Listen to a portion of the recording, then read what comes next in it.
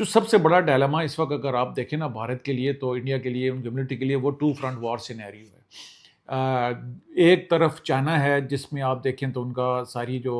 North اور waste اور اس میں کافی ساری جو ان کی ملٹری ہے انگیجڈ ہیں towards China. China is a emerging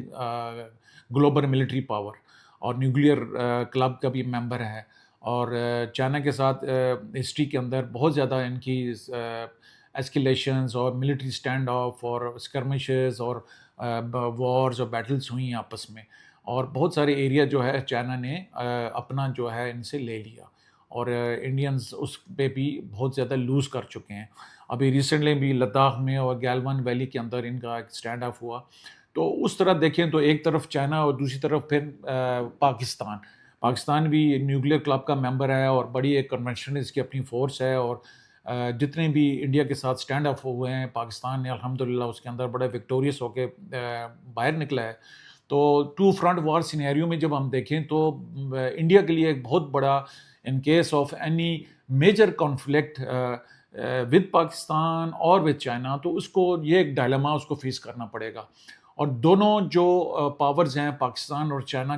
in کو فیس کرنے کے لیے انڈیا کو ایک اسپیسیفک ایریا اور ایک اسپیسیفک جو ٹیکنالوجی اور ویپنز اور ایئر فورس وہ چاہیے ہوگی۔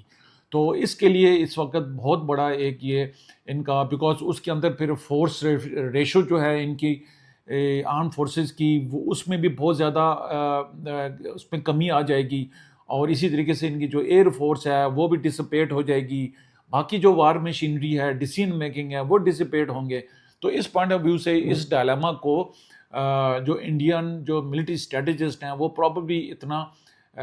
سیریس نہیں لیتے اس کو، یا اس کے اوپر اتنی وہ برین اسٹارمنگ نہیں کرتے، بیکاز دونوں کے ساتھ چائنا کے ساتھ بھی اور پاکستان کے ساتھ بھی جو انڈیا ہے وہ بالکل جو